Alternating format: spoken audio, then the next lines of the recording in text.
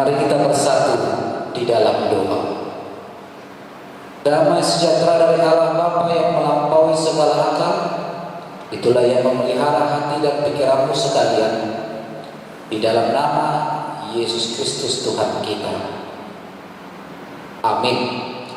Jemaat yang terkasih, di dalam nama Yesus Kristus firman Tuhan untuk kita di minggu hari ini, minggu ke-6 setelah Trinitatis, tertulis di dalam kitab Ulangan pasalnya yang ke-16 ayat 13 sampai dengan ayatnya yang ke-17.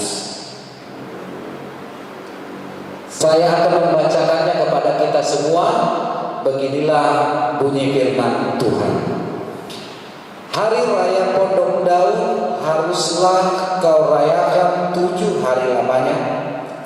Apabila engkau selesai mengumpulkan hasil tempat pengirikanmu dan tempat pemerasanmu, haruslah engkau bersukaria pada hari rayamu itu, engkau ini dan anakmu laki-laki serta anakmu perempuan, hambamu laki-laki dan hambamu perempuan, dan orang Lewi, orang asing, anak yatim dan janda yang ada di dalam tempatmu.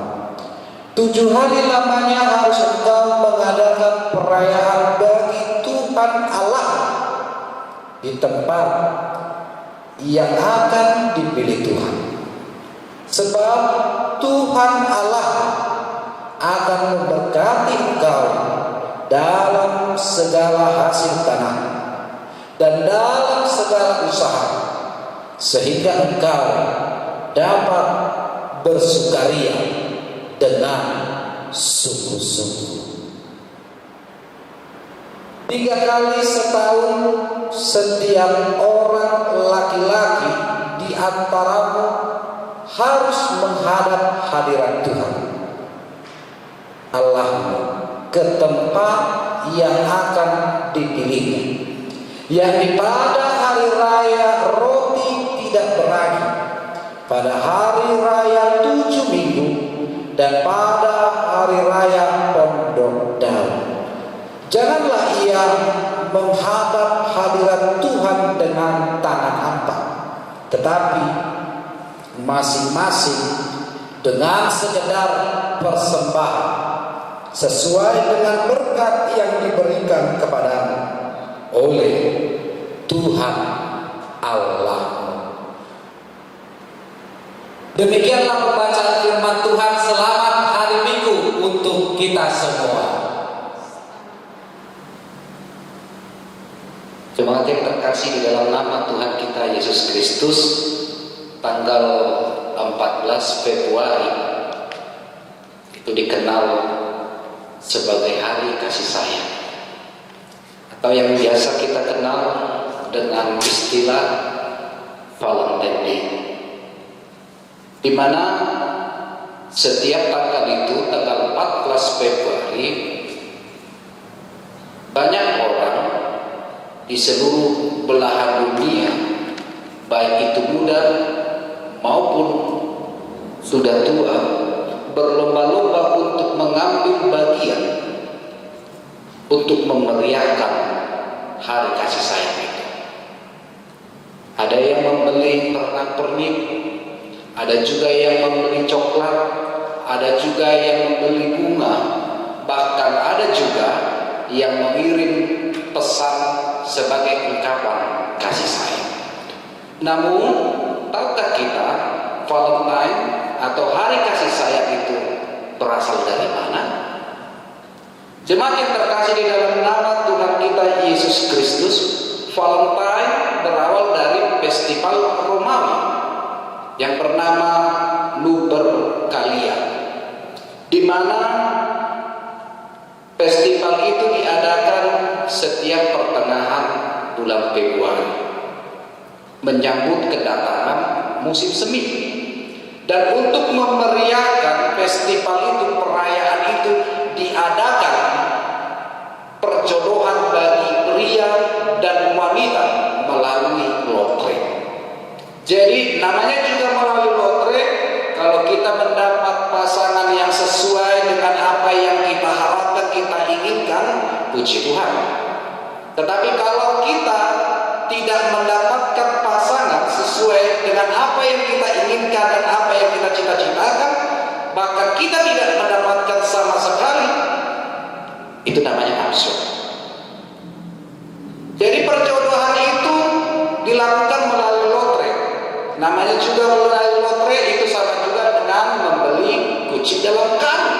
Tetapi walaupun seperti itu, banyak orang ikut berpartisipasi memeriahkan festival itu, sehingga perayaan itu menjadi perayaan tahunan yang secara turun-temurun selalu dirayakan. Dan itu juga pernah kita rayakan, sadar atau tidak sadar, ketika tanggal 14 Februari.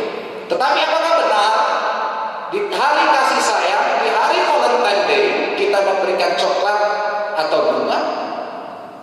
Ternyata Bapak Ibu saudara-saudara yang berkasih di dalam nama Tuhan kita Yesus Kristus, Valentine menurut Alkitab dikatakan di dalam Bilangan 9 ayat 11, pada bulan kedua, pada hari yang ke-14, haruslah orang-orang itu merayakannya beserta roti yang tidak beragi dan sayur pahit, haruslah mereka memakan.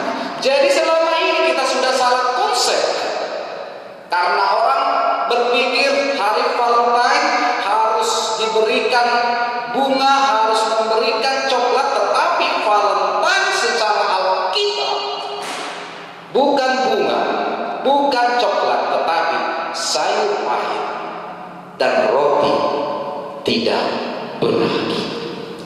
Jemaat yang terkasih di dalam nama Tuhan kita Yesus Kristus, sama seperti hari kasih sayang, hari Valentine yang sudah menjadi perayaan secara turun-temurun, begitu juga di bangsa Israel ada 3 perayaan tahunan yang menjadi sarana perjanjian Allah kepada Israel. Yang pertama adalah perayaan Paskah, di mana di dalam perayaan Paskah ini diadakan selama seminggu, dan selama 7 hari mereka harus memakan roti tidak beragi. Konsep perayaan Paskah di dalam perjanjian lama dan perjanjian baru itu berbeda. Bagi orang-orang di dalam perjanjian lama, memahami makna Paskah adalah pembebasan bangsa Israel keluar dari Mesir. Tetapi di dalam perjanjian baru, makna Paskah bukan hanya mengingatkan kita akan pembebasan orang Israel, tetapi juga terlebih pembebasan kita akan dosa dan maut yang dilakukan Yesus Kristus. Itu yang pertama. Yang kedua, perayaan 7 minggu sebagai perayaan hasil panen gandum. Pesta ini dinamakan dengan Pentakosta, atau yang biasa kita kenal di hari Pentakosta adalah hari turunnya Roh Kudus. Dan yang ketiga, perayaan yang biasa dilakukan oleh orang-orang Israel tiap tahunnya, itulah di dalam nats kita pada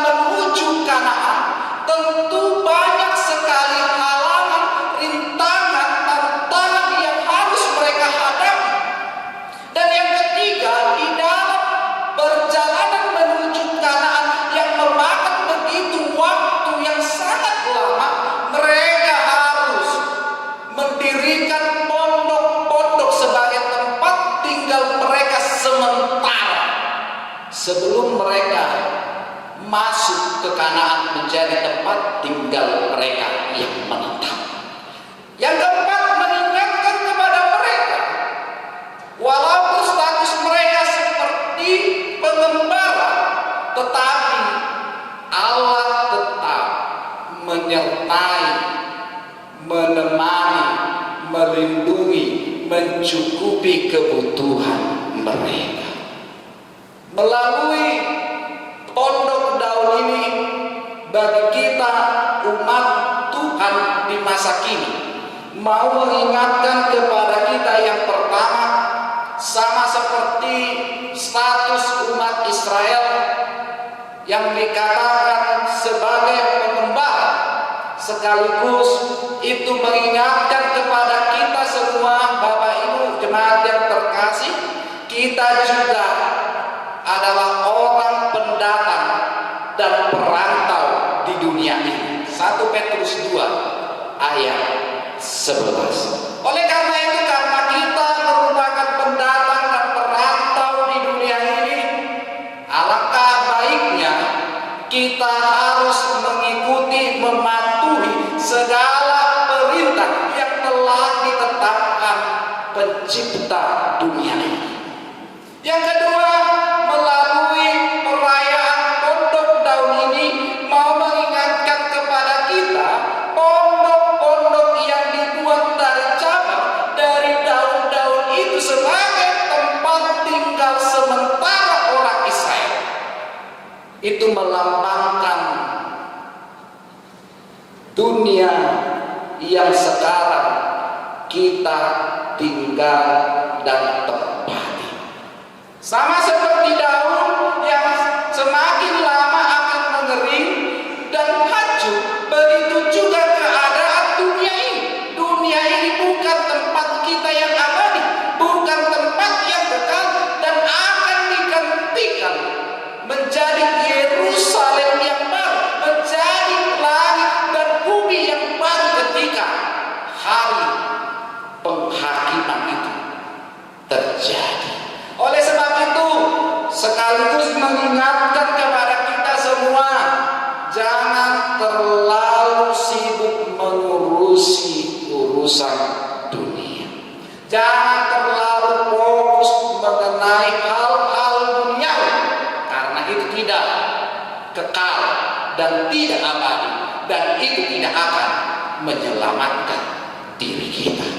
Karena itu dunia ini seperti pondok-pondok daun yang didirikan orang Israel, semuanya hanya sementara. Tempat tinggal kita yang kekal adalah surga. Baru yang ketiga, mau mengingatkan juga kepada kita melalui perayaan pondok daun ini, sama seperti perjalanan umat Israel yang melintasi padang gurun, yang melewati berbagai macam halangan, rintangan, tantangan sebelum mereka sampai ke tanah Kanaan. Begitu juga dengan perjalanan hidup kita di dunia ini. Di dunia ini kita pasti akan menjalani berbagai macam kesusahan. Tentu akan banyak tantangan, halangan, rintangan yang kadang membuat iman kita menjadi surut, yang kadang membuat iman kita menjadi goyah, yang kadang membuat kita menjadi berkeluh kesah, menjadi takut, menjadi khawatir. Tetapi walaupun perjalanan hidup ini begitu susah, kita diingatkan melalui janji Tuhan di dalam Matius 28 ayat 20b. Aku akan menyertai sampai kepada akhir zaman. Itulah sukacita kita. Itulah sebenarnya yang harus kita pegang, yang harus kita imani dan amin. Ia selalu menyertai kita, menemani kita, memberikan kepada kita apa yang kita butuhkan, memberikan pertolongan kepada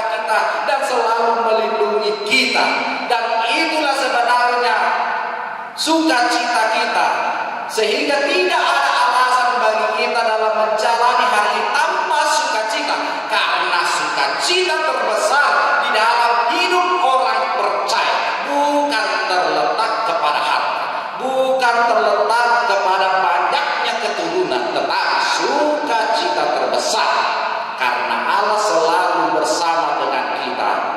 Dia menyertai kita, memberikan pertolongan dan memberikan segala kebutuhan kita, sama seperti umat Israel yang selalu dicukupkan oleh Allah, yang selalu ditolong, disertai Allah. Begitu juga kehidupan orang percaya, seberapa sulit pun hidup ini, Allah tetap bersama-sama dengan kita. Oleh sebab itu juga walaupun dikatakan mengapa kita harus bersuka cita di dalam menjalani hidup ini, sesulit apapun kita harus bersuka cita. Mengapa?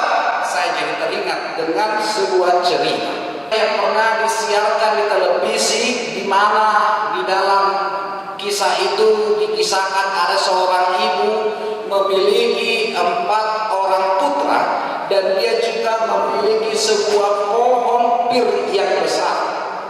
Oleh sebab itu disuruhnyalah anak-anaknya keempat putranya ini untuk melihat pohon pir itu secara bergantian. Anak pertama pergi ketika musim dingin, anak kedua pergi ketika musim semi, anak kedua musim semi, anak ketiga pergi ketika musim panas, dan anak keempat pergi ketika musim gugur. Nah, ketika keempat anak-anak ini pulang dan bertemu dengan ibunya, lalu sang ibu bertanya kepada mereka, apa yang kamu lihat? Mendengar hal itu, anak pertama mengatakan dia melihat pohon pir itu jelek, bengkok, dan tidak menarik. Lalu datang anak kedua mengatakan bahwa pohon itu telah ditutupi tunas hijau dan begitu menjanjikan. Anak ketiga mengatakan bahwasanya pohon itu sudah penuh dengan bunga dan begitu amat indah. Lalu datang anak keempat, jawabannya berbeda dengan anak pertama, kedua, dan ketiga. Anak keempat mengatakan kepada ibunya bahwa pohon pir itu sudah berbuah dan buahnya begitu matang dan penuh dengan kehidupan. Mendengar hal itu, lalu ibu itu menjelaskan kepada anak-anaknya, namun dia tidak satu pun menyalahkan yang menjadi argumen pernyataan jawaban dari anak-anaknya itu. Tetapi sang ibu mengatakan kepada mereka, wahai anak-anak, kalian tidak bisa menilai satu pohon dari satu musim saja. Begitu juga dengan kehidupan ini. Kita tidak bisa mengatakan hidup ini begitu berat, hidup ini begitu pahit, hidup ini begitu menyakitkan, hidup ini begitu menyedihkan, karena di suatu saat, di suatu waktu, kita juga akan pasti merasakan kebahagiaan. Dan itulah yang dikatakan di dalam Pengkhotbah 3, semua ada waktu. Dan itulah menjadi pengharapan, penghiburan buat kita dalam menjalani hari-hari ini. Walaupun hari-hari ini begitu amat sulit saat ini, tetapi suatu saat badai pasti berlalu. Sukacita pasti akan kita dapatkan dan bisa kita rasakan. Jemaat yang terkasih, selain mendirikan pondok dan tinggal selama 7 hari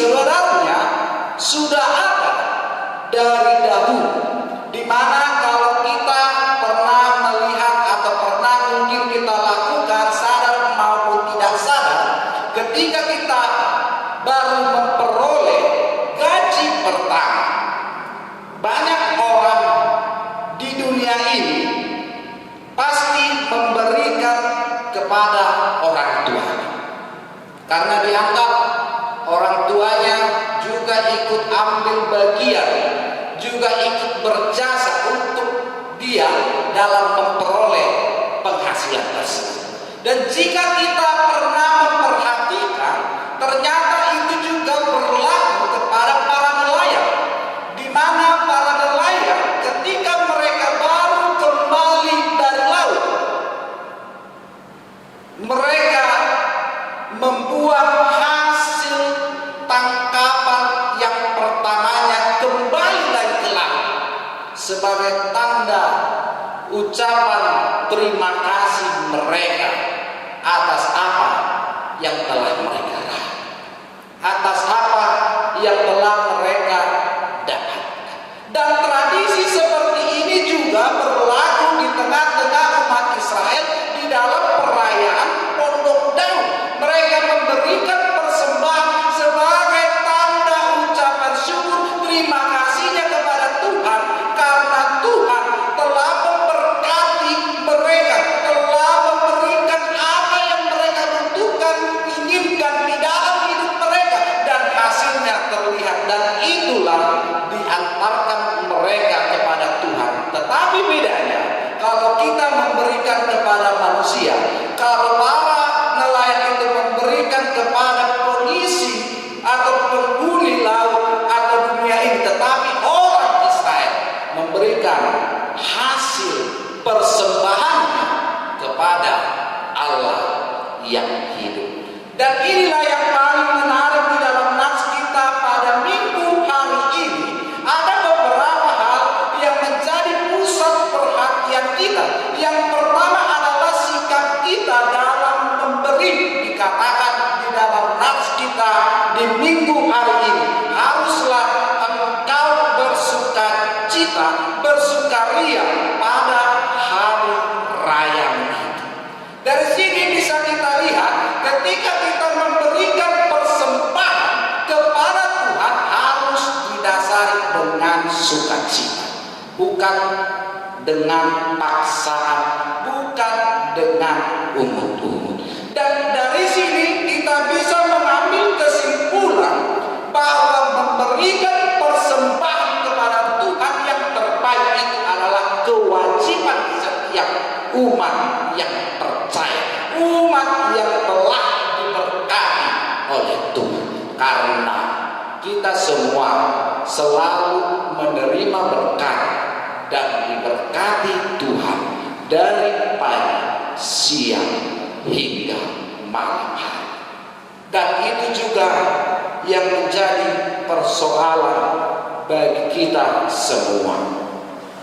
Ketika kita meneringati tentang memberikan persembahan, fakta realita menyatakan di zaman sekarang banyak orang yang hitung-hitungan dengan Tuhan.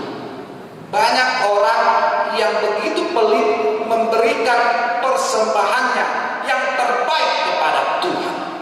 Padahal dikatakan di dalam nats ini, engkau telah diberkati. Segala usahamu telah diberkati oleh Tuhan. Hidupmu telah diberkati oleh Tuhan. Oleh karena itu, kalau kita sadari hidup kita telah diberkati oleh Tuhan. Oleh sebab itu, kalau kita menyadari bahwa hidup kita, usaha kita, karir kita telah diberkati oleh Tuhan dan itu telah berbuah, berikanlah yang terbaik kepada Tuhan. Persembahkanlah kepada Tuhan. Memang jemaat yang terkasih, di dalam nama Tuhan kita Yesus Kristus, memberi sebenarnya bukanlah hal yang begitu sulit di dalam hidup kita. Apalagi jika kita memiliki sesuatu yang bisa kita berikan, yang bisa kita bagikan kepada orang. Tetapi melalui nats kita di minggu hari ini dan melalui nats epistel kita di minggu hari ini mau mengatakan kepada kita, yang pertama, motivasi kita dalam memberi itu harus benar.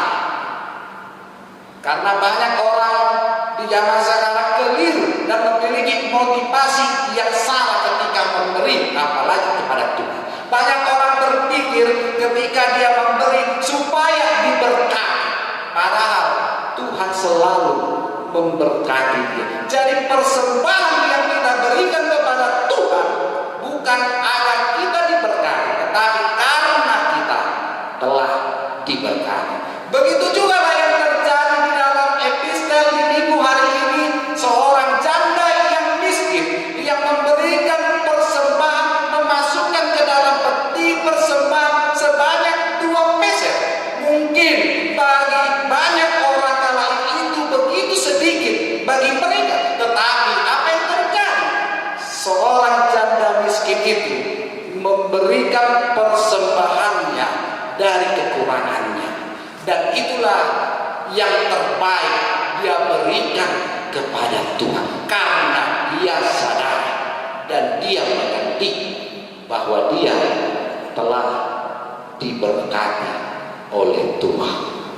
Oleh sebab itu, melalui nats kita di minggu hari ini mau mengatakan, mau menanyakan kepada kita pribadi lepas pribadi. Ketika hidupmu telah diberkati dan engkau telah mendapatkan berkat yang baik, bagaimana sekarang dan apa yang engkau telah berikan kepada Tuhan?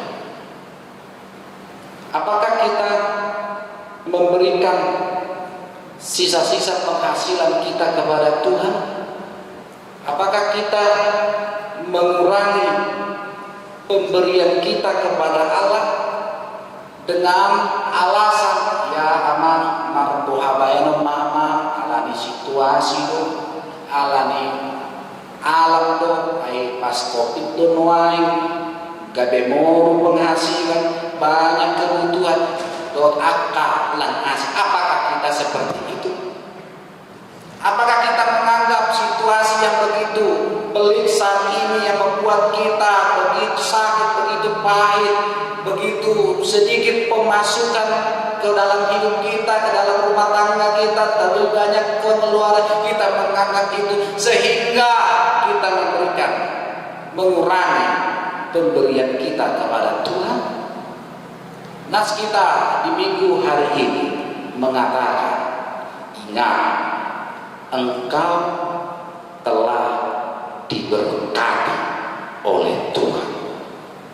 Oleh sebab itu, berikanlah persembahan yang terbaik dengan penuh sukacita kepada Tuhan.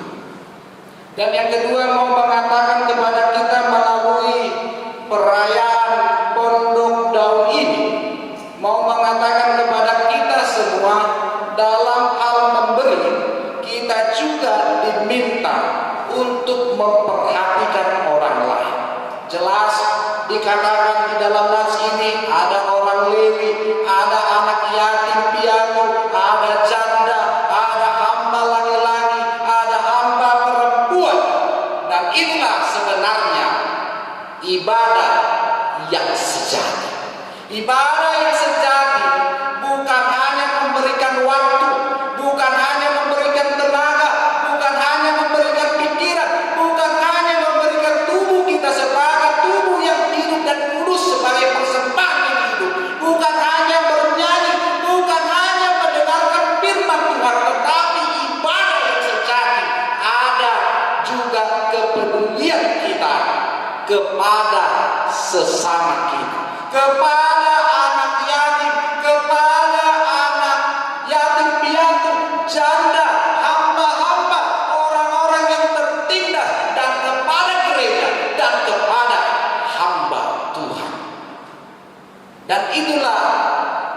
yang diminta di dalam nats kita di minggu hari ini. Tetapi apa yang terjadi di perjalanan waktu kita bisa lihat pernah terjadi di sebuah gereja karena sudah berjalan dengan baik setiap kegiatannya, acaranya, akhirnya dia mempersembahkan persembahan ucapan syukurnya kepada Tuhan. Dikatakan di dalam nats, di dalam warta jemaat pada waktu itu yang kebetulan dibaca oleh Pak Halado kepada Hulia Satakar, kepada Uwanko Satakar, kepada Uwan Ama Satakar, kepada Inna Hana Satakar, kepada para rekami Satakar, kepada Pak Halado Satakar alai satu panggilan lagu tiki lubang di tangan. Itulah yang jelas di dalam kehidupan kita sekarang ini. Kepedulian kita kepada orang masih melihat fisik, melihat keadaan. Kita belum benar-benar care, belum benar-benar peduli kepada orang. Ini terlihat juga ketika ada sebuah kebakaran, orang berbondong-bondong mengakui kebakaran.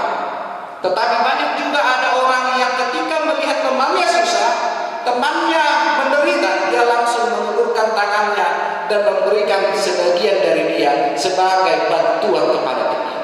Dan itu juga yang diinginkan kepada kita melalui nats kita di minggu hari ini, di mana di dalam pondok daun ini, perayaan ini, kita harus memperhatikan, memiliki kepedulian kepada sesama kita.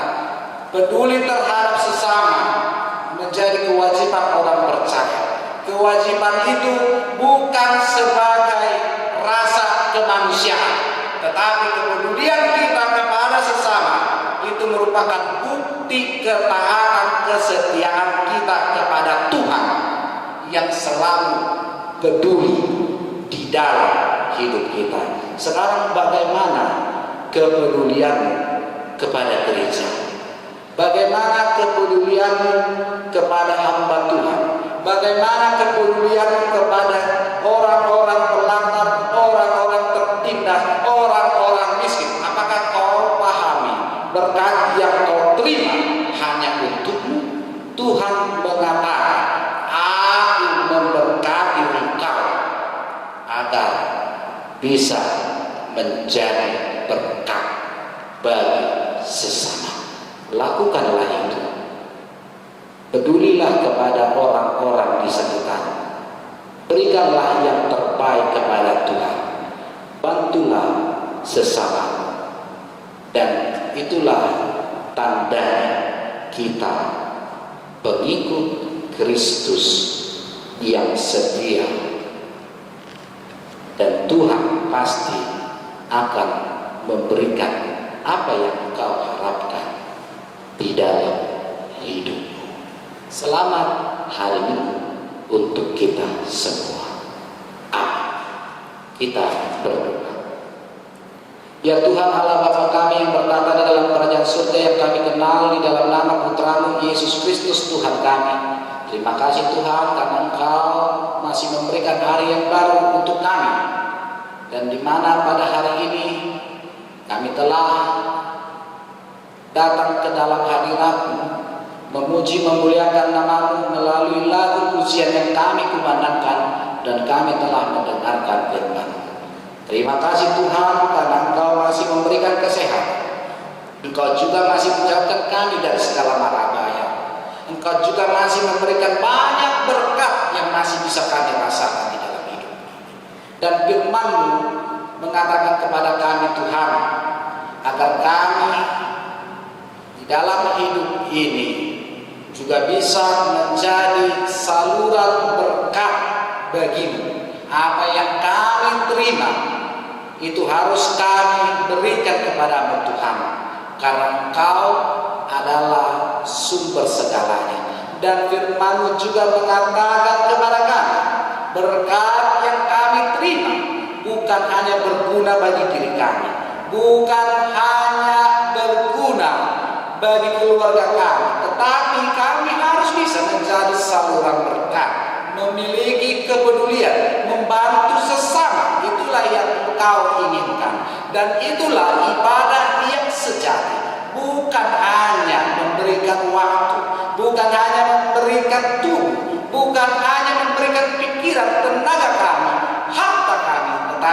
kami harus peduli kepada sesama kami. Dan itulah yang Engkau tunjukkan di dalam diri-Mu Tuhan. Keteladanan menjadi contoh bagi kami dalam mengisi hari-hari kami. Ajarlah kami, mampukan kami, agar kami melakukan apa yang Engkau perintahkan di dalam hidup kami sehari-hari. Berkati kami satu persatu, jaga kami, sertai kami, jauhi kami dari segala mara bahaya dan sakit. Berkati seluruh anak-anak kami, berkati seluruh keluarga kami yang dekat maupun yang jauh dari kami. Berkati seluruh jemaat dimanapun mereka berada saat ini, yang sedang mendengarkan siaran ibadah hari ini. Engkau juga Tuhan senantiasa menyertai, memberkati mereka satu persatu, menjauhkan apa yang mereka tidak inginkan, dan menjauhkan mereka dari segala sakit dan mara bahaya. Apa yang mereka harapkan, apa yang mereka inginkan, kiranya Tuhanlah yang mengabulkan semua itu. Kami serahkan hidup kami ke dalam tangan pengasihan. Di dalam nama Putra Yesus Kristus kami berdoa. Amin.